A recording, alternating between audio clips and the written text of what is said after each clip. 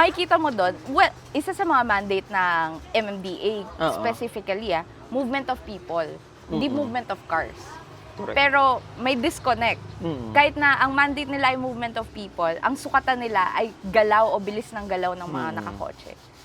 Yung mga gumagawa ng batas natin, mga komportable, Tama. nasa comfort ng mga de-aircon nilang sasakyan. Tatlo-apat na sasakyan. Para pag coding yung isa, lipat sa kabila. Pabalitan. Yeah, oo. Madami tayong kakilala na ganyan. No? Baka Habang tanungin mo nga nagko-commute siguro sila. magkano minimum fare, hindi nila Oo, masasagot. baka 6 pesos pa yung... baka 6 pesos pa yung 6 natatandaan pesos, nila. oo nga.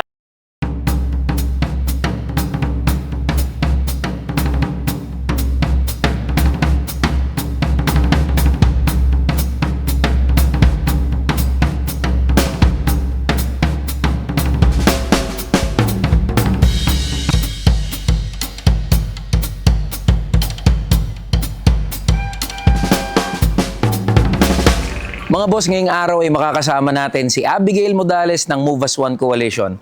At pag-uusapan natin ang mga bagay na mahalaga sa atin na gumagamit ng kalsada, mga biker at mga commuter. Tara mga boss, kwentuhan tayo sa daan. Ayan. Hi Abi! Morning! Ano ba, beso-beso? Okay. Abigail! Yes. Abigail, paano kita tatawagin? Abi. Pwede mo ko tawagin Abi na Abi. lang. Oo. Magka-rhyme. Magkaroon- Abi. Eli, Abi, Oo. una. So Abi, kwentuhan mo muna ako sa sarili mo. Kwentuhan muna tayo. Okay, sige. Anong pinagkakaabalahan mo ngayon? Ngayon, nasa final year na ako ng law school. So, enrolled ako sa PUP Law. Tapos, after nun, magpe-prepare for the bar. PUP, Yeah. PUP rin ako. Isko. Isko. Economics ako, batch 2018 naman. Oh, okay. Isang taon lang bago ako graduate. Ah. Sa PUP din ako nag-undergrad. Ng undergrad. Anong Oo. undergrad mo? Broadcom. Broadcom. Broadcasting, oo. Anyway, so from Move As One Coalition ka. Mm-mm. Kwentuhan mo naman kami about Move As One Coalition. Si Move As One Coalition, samahan siya ng different organizations tsaka mga advocates. In total, meron kaming 77,000 plus member individuals. Dami ah. And meron kaming 130 plus na member organizations na lahat ng ito ay nagsusulong ng commuter rights, pedestrian rights, at yun yung pinaka-core ng coalition. So, nabanggit mo, Abi, from Move As One Coalition ka. Oo. Tapos, grupo to ng mga advocates, no? Tsaka iba't ibang mga grupo within a group Yeah. ng mga advocates patungkol sa commuter rights. Tama. So, ano ba pinaglalaban, no? Anong Laban. pinaglalaban mo at ng Move As One Coalition?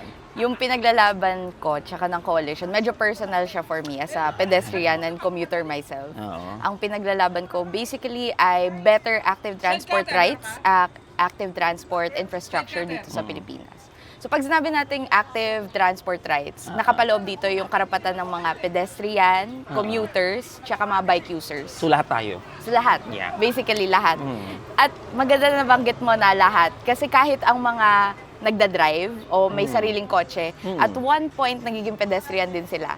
For example, nag-park sila. Kailangan Tama. pa rin nila maglakad ng certain Tama. distance. So mga pedestrian pa rin sila, may karapatan pa rin sila under pedestrian rights. Maliban dito na din papasok yung active transport infrastructure o yung accessibility. O kapag sinabi mo kasing accessibility, ito yung tanong ay, kaya bang magamit ng tao yung mga infrastructure na ito? At pag pinag-usapan natin yung accessibility, tuloy-tuloy na yan. Maliban sa nagagamit, maliban sa na-access, ito ba'y ligtas? Yan, So sa tama. road safety. Nagagamit So, mo nga tapos... tapos ah, mapapahama ka naman. tama, true. Yeah, mga aksidente. So yun ang mga pinaglalaban namin. So, sabi mo kanina, yung usapin ng active transport ay para sa lahat. Mm-mm. Kasama na yung, kahit may kotse, no? Pasok Tama. dyan sa usapin na yan. So, ano ang pake ng ordinaryong mamamayan o ng manggagawa sa usapin ng active transport? Baka pwede mo namang ikwento o i-chika yan. Oh, alam mo, Ellie, yung ginhawa na dala ng better active transport rights at active transport infrastructure, ang pinakaunang nakaka-experience niyan ay yung normal na Pilipino o yung mga Correct. manggagawa. Kasi yung options na dala ng active transport, paglalakad, pagbabike, mga libreng option yan na makarating ka sa pinaroroonan mo. At kailangan ng mga manggagawa dahil hindi pa naman livable yung wage na meron tayo ngayon. ay yung mga option na libre o pinaka-minimum yung financial impact sa sweldo nila. So kung maglalakad sila, magbabike, dapat lang naligtas. Dapat lang na papasok ka lang sa eskwelahan o papasok ka lang sa trabaho mo. Dapat di ka nag-aalala kung pagbalik mo, buhay ka pa ba eh. Kung pagbalik mo, hindi ka na aksidente. O May masasakyan ka. Kung magulang ka, may datatnan pang mamagulang yung mga anak mo pag-uwi. And isa sa mga pinaka-example niyan, kung maalala mo last year, Ellie, merong bank employee na babae nagtatrabaho sa BGC.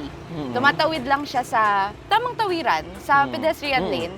Tapos nakastop naman yung lights para sa mga kotse. Tapos bigla siyang nasagasaan. At nag-viral siya, madaming naging reaction doon. Ang naging ending, ang conclusion doon, nagsisik ng areglo yung driver. At more often than not, kapag may mga ganong pangyayari, puro areglo ang solusyon.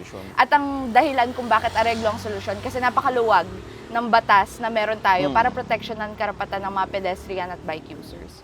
So, yung bank employee na yon na babae, madaling solusyonan yung financial impact na nangyaring aksidente sa kanya eh. Pwedeng bayaran. Sige, kung mayaman yung driver, kayang-kayang bayaran yung hospital bills. Pero yung mental, tsaka emotional anguish na nadulot ng aksidente na yun, yung trauma, mahirap solusyonan. At yun yung pinaglalaban namin sa coalition at ako personally. And that's a parang personal story, ang pinaka-personal na hugot ko dito. Yung nanay ko, ano na siya, malapit na siya maging senior citizen. Ilan taon na si Mother? 56. 56, oo. Pero nagtatrabaho pa rin siya. Tapos, meron din siyang clinical obesity. So, medyo hirap siyang gumalaw. And multiple times, pag sumasakay siya ng jeep, ilang beses na siya muntik mahulog kasi walang tamang hintayan para sa mga pedestrian. Tapos Even nga yung design, di ba? Kung aakyat ka ng jeep. Oo. At hindi lang yung yung pag-akyat eh. Yung design mismo ng policy na 3 seconds lang pwede maghintay yung mga jeep. 3 seconds, nakasakay ka na ba? Nagko-commute. Di ba katotohanan? Hindi kasi alam ng mga gumawa ng polisiya paano sumakay ng Hindi kasi jeep. sila nag-jeep. True. So, kaya yun yung mga bagay na na-experience on a daily basis. So ngayon, normal lang kami Pilipino, hindi kami mayaman. At ano lang, sakto-sakto normal lang. tayo. Normal lang tayo. Mamaya. Di ba?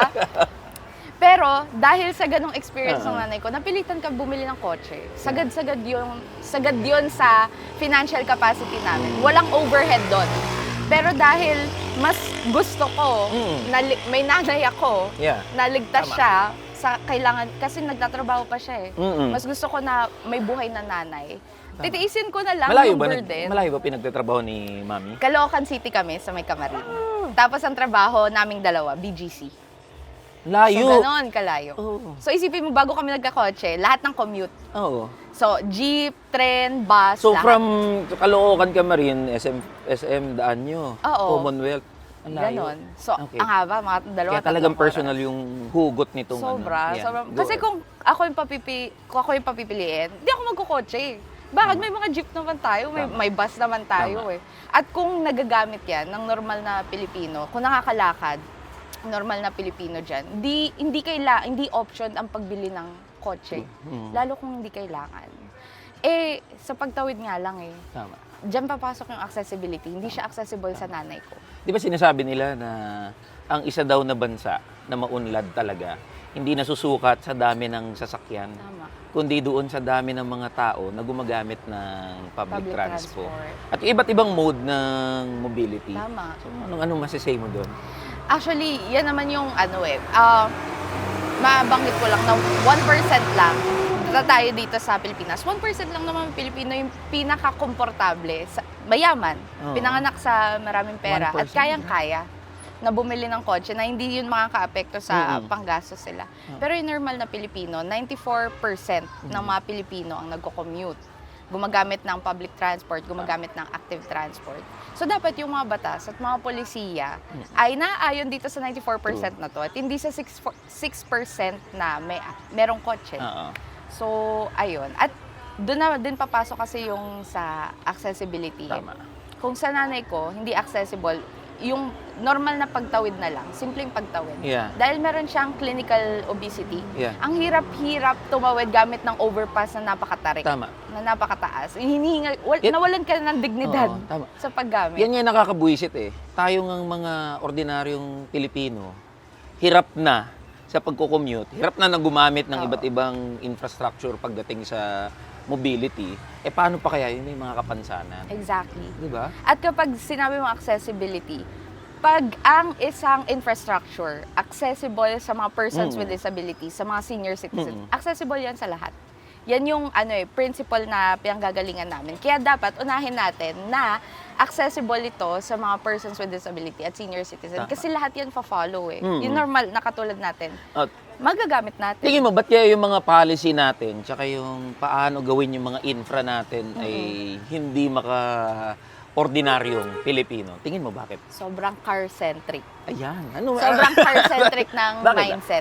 Ah. Yung mga gumagawa ng batas natin, mga komportable, Tama. nasa comfort ng mga de-aircon nilang sasakyan. Tatlo-apat na sasakyan. Para pag coding yung isa, lipat sa kabila Pabalitan. niya. Oo. Madami tayong kakilala na ganyan.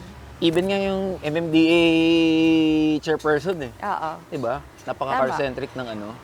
Ang mga batas at saka mga polisiya na sinusulong nila ay mga bagay na makakapagbigay ng comfort sa mga nagda-drive at may may-ari ng sasakyan. Even, medyo magiging lang ako, very specific Okay lang, pa. go. Halimbawa, yung mga indicators ng performance ng mga ibang agency, MMDA, DPWH, sinusukat nila kung gaano kabilis nakakabiyahe ang mga sasakyan. Hindi sa kung paano kabilis nakakabiyahe ang Totoo mga nga. tao. Yun ang yung sukat nila. Yung, KPI nila, mga key performance indicators nila. Kaya, makikita mo doon, well, isa sa mga mandate ng MMDA, Oo. specifically, movement of people, hindi movement of cars. Correct. Pero may disconnect. Kahit na ang mandate nila ay movement of people, ang sukatan nila ay galaw o bilis ng galaw ng mga nakakotse. So, Kapag nag-hearing ba yan, di ba, Move As One, mm-mm, coalition ng mga mobility advocates. Active mobility, yun ba ang term? active mobility, tama. Active mobility advocates. Kapag nag-hearing halimbawa sa MMDA o sino pa ba mga ahensya concerned yan? DOTR. DOTR, DPWH. Nakakaupo ba yung ordinaryong mamamayan? Halimbawa kasi 'di ba paggagawa ng pulisiya, dapat may mga stakeholder. Nakakaupo ba? Halimbawa si Move As One, paano nag-engage doon sa mga policies na ginagawa ng MMDA, DOTR or any other agencies na involved sa usapin ng transportation? Isa yan sa pinaka priority ng coalition na every time maswerte ang coalition dahil marami itong connection. Yeah. So marami siyang kakilala. Ay, marami kayong na connection. hindi lahat ng coalition o hindi lahat ng organization ganito yung realidad. Kaya sa coalition ay talagang tinatry namin na magkaroon ng proper representation yung mga affected na stakeholders. Meron kaming mga members na talagang persons with disability. Meron kaming halos lahat ata kami, majority sa amin, mga commuter. Dapat Move As One na lang ang gobyerno eh. May mga iba pa nga. Ayun. Going back. So, nakakaupo o napaparating yung mga concern ng mga members namin, mga advocates na kasama sa coalition. Kasi importante yun eh. Dahil nga, personally, yung mga nakaupo sa agencies natin, mga concerned agencies natin ngayon, dahil nga mga dekotse sila, Tama. hindi nila naintindihan, sobrang crucial na makarinig sila ng lived experiences True. ng mga taong nakakaranas araw-araw ng pagko-commute, ng paglalakad, para naintindihan nila. And I think important na, ngayon kasi may bago tayong DOTR Secretary, di ba? Yeah. Si Sec Dizon. Sec Dizon. Importante yung katulad ng ginagawa niya na iniintindi niya na nagtatry siya mag-commute as much as he can. Dapat ganun. Dapat ganon. Actually, Diba? bare minimum yun na Diba? maintindihan mo. Kung gagawa ka ng batas para sa mga Pilipino, dapat maintindihan mo yung Kaya, normal na Pilipino. Ma-share ko nga lang, di ba, sumakay siya ng MRT. Oo. Dahil napaka-rare makita ng mga public officials na sumakay ng public transpo. Talagang nag-boom pa na balita eh. Oo. Nabalita pa nga. Pero dapat normal yun. Dapat normal. Oo. Dapat nga lahat ng mula Kongreso, Senado, lahat ng opisyal pag-commutein. Tama. Di ba? Para alam nila yung May buhay experience natin. naman nila. Makita nila kung gaano pawis na pawis Tama. ang normal na Pilipino. Baka tanungin mo nga nagko-commute siguro sila. magkano minimum fare, hindi nila Oo, masasagot. baka 6 pesos pa yung... baka 6 pesos pa yung 6 natatandaan pesos, nila. oo nga. Estudyante po. Yun. So, doon mo din makikita. At saka, napag-usapan natin bare minimum. Bare minimum na ma-experience sila. Katulad ng mga bare minimum na ipinapasa nila ngayon na accessible na active transport infrastructure, mga bike lanes, mga pedestrian lanes, bare minimum yan. Dapat, one step forward pa. May dignidad ba yung mga gumagamit nitong mga infrastructure na to? Kapag ba ginamit nila to, pagpasok nila sa eskwelahan, pagpasok nila sa trabaho, hindi ba sila nang gigitata sa pawis? Parang gawing makatao. Para sa tao, yung mga infrastructure na ito at mga polisiya na pinapasa.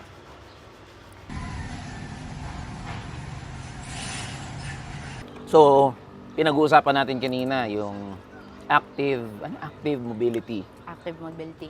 Napag-usapan natin yung infrastructure, yung mga polisiya. Sabi mo nga kanina, car-centric, yung mga policies natin. Kasi yung mga nakaupo sa pwesto, una, di marunong mag-commute, di naman kagaya na, hindi danas yan. Hindi danas yung hirap natin bilang mga commuter, bilang mga ordinaryong Pilipino. So ano sa tingin mo ang bagong daan para sa'yo? I think gagamitan ko ng imagination. Ayan. Kung ano yung naiisip ko talaga araw-araw na nagde-daydream ako. Simple lang naman na may kalayaang magdesisyon yung Pilipino kung anong klaseng transportasyon yung i-exercise niya para sa araw na yun. Yung may option siya. At hindi lang mere options yung komportable kang piliin yung Ganda option naman. na yun. Kung nagbabike ka, komportable kang gamitin yung option na magbike na hindi ka mag-aalala kung maaksidente ka sa pagbabike mo, mahahagip ka ng sasakyan sa pagbabike mo at aaregluhin ka na lang. Kung pedestrian ka, malapit lang naman yung bahay mo, very walkable. Ang bahay mo papunta sa school, papunta sa trabaho, o kahit saan kailangan mo puntahan, may kalayaan ka magdesisyon na maglakad ka na lang. Hindi ka na mag-aangkas, hindi ka mag-grab, hindi kabawasan sa pera mo dahil may option ka na piliin yon. Pero ngayon kasi, ang current na reality natin, kapag pipiliin mo yung option na yun, may konti kang takot na madadapa ka, matatalisod ka, pagod na pagod ka, o kaya maaksidente ka, masasangkot ka sa aksidente. Sa hierarchy ng mga road users, mabanggit ko lang, sa hierarchy ng road users, nasa pinakataas niya ng mga pedestrian at mga bike users. Kasi magkaroon ng collision sa daan, magkaroon ng aksidente sa daan, sila yung pinaka-vulnerable. Walang poprotekta sa kanila. Wala kang helmet na poprotekta sa ulo mo. Walang metal galing sa kotse na poprotekta sa katawan mo. Ikaw yung pinaka-dehado. Kaya ngayon, yung bagong daan na tinatanong mo sa akin, para makapunta tayo doon, kailangan magkaroon muna ng mindset change sa lahat. Kailangan applicable sa lahat. Not only sa government. Hindi lang sa government. Kahit yung mga kapwa natin Pilipino na merong sasakyan, hindi yung sila pa yung unang mambubuli sa mga nagbabike. Halimbawa, pag nakakita ka ngayon, may mga usapin sa bike lanes, paggamit ng bike lanes, gawin na lang daw shared para magamit din ng ibang sasakyan yung bike lanes na yun. Marami na kayong lane. Itong bike lanes Napakaliit ito, na nga lang napakakarampot para sa mga nagbabike, nagbibisikleta. At ano na nga lang siya, konting reprieve o konting ano na nga lang siya, comfort sa mga nagbabike. Para kahit papaano ligtas silang makarating. Tapos gusto yung pang kunin. Parang magkaroon ng pagbabago ba sa mindset.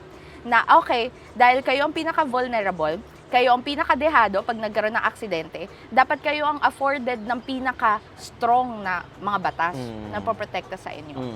So, hindi lang siya sa gobyerno, pero pangkalahatan din. Kasi, ganito yan Isipin mo, kung may anak ka, kung meron kang, kung may estudyante ka, pinag-aaral, tapos pumasok siya sa school at tawid lang naman yung bahay mo. Dapat meron kang comfort bilang magulang na kaya ng anak kong makabalik sa akin ng ligtas. Tama. Kaya niyang tumawid na buhay pa rin siya. Galing siya sa school. Dapat yung ganong level of comfort para sa ating mga Pilipino. Second, and para makapunta tayo dun sa bagong daan na gusto nating puntahan, ay budget utilization. Tama. At yung pag-a-allot, allocation at budget utilization. Yung tamang allotment at paggamit ng budget na inallot. Correct. Ganda yun. Specifically, Ellie, ang pinaka nakadurog sa puso. Last year, ang budget ng active transport ay 1 billion pesos. 1 billion. 1 billion pesos, 2024.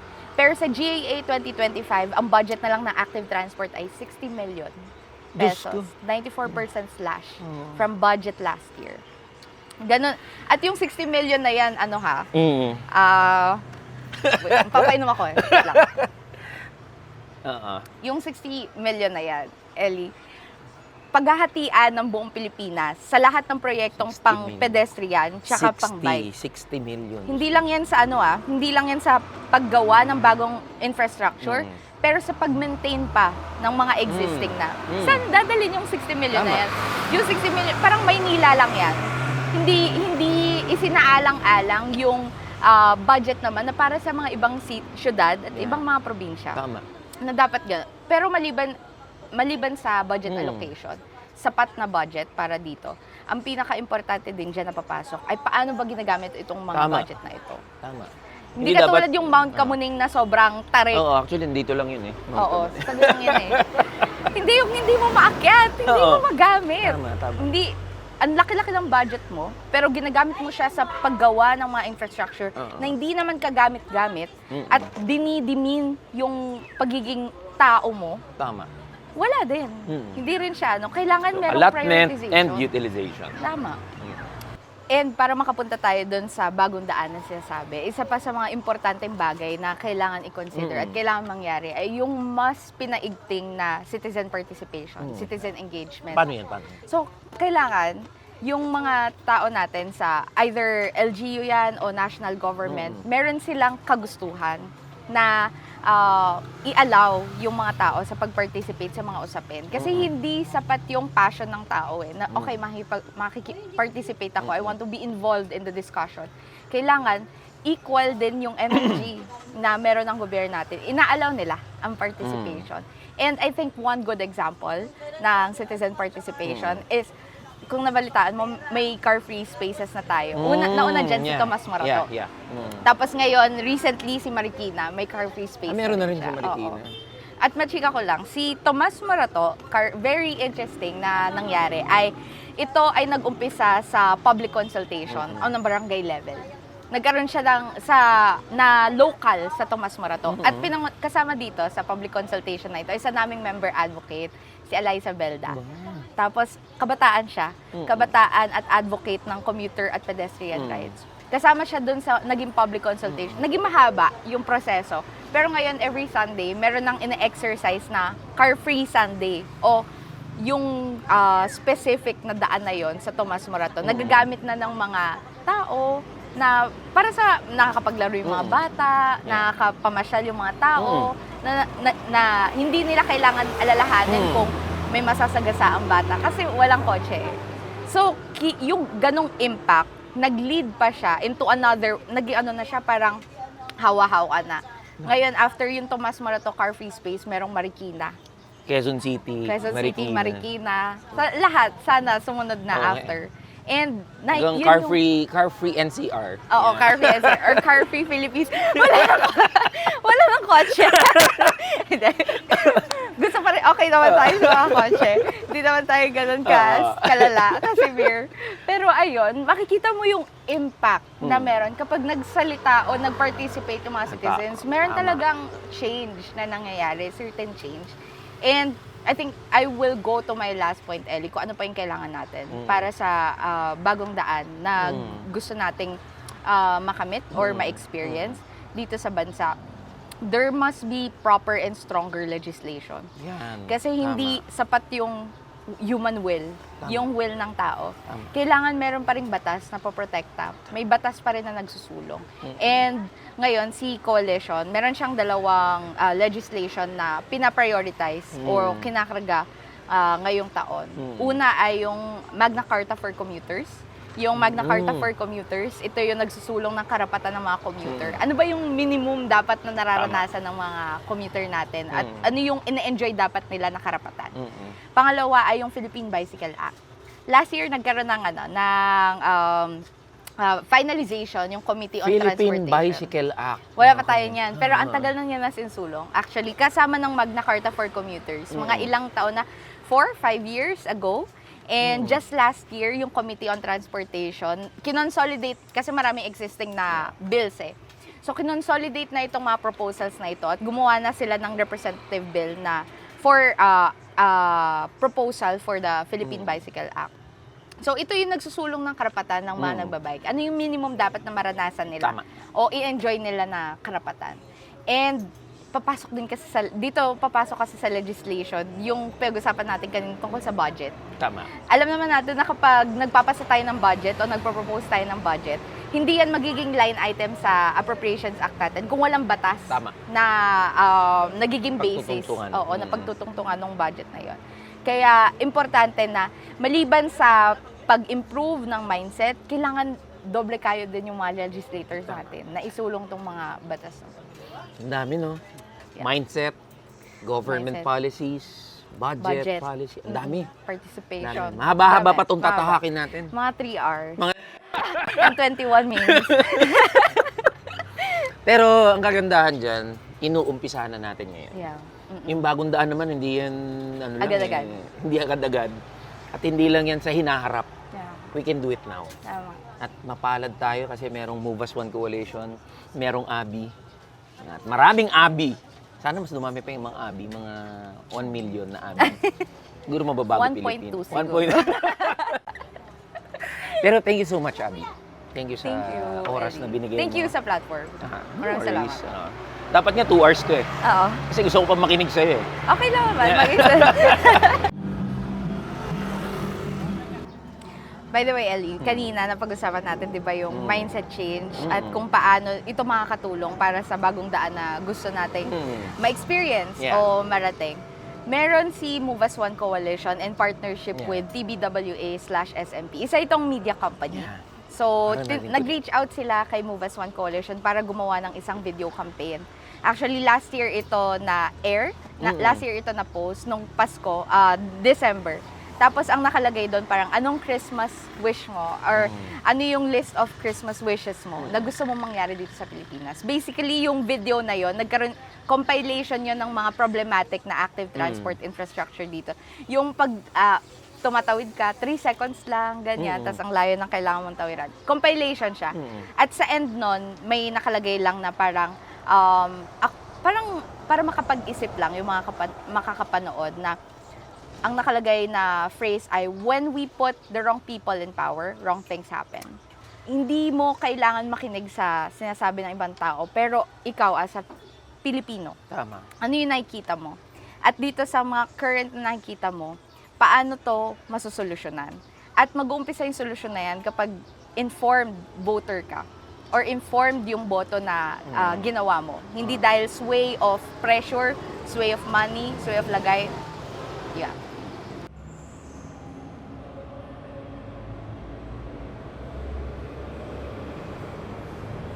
Tanungin natin itong ngayon, no? Umaalis na, oh. Lalapitan ko na siya. Ayan, lalapitan na kita. Wala na, natutukan ka na ng camera. Ano pangalan mo po? Kim po. Si Kim. Simple lang tanong, ano ang pangarap na gusto mong marating? Natapos yung dalawang anak ng pag-aaral. Yun! Anong year na ba sila? Senior high at elementary. Okay, konti na lang yun. Oo po eh. Laban natin. Oo nga po eh. Thank you, thank you. Manggawa. 85. Opo. Thank you. Okay.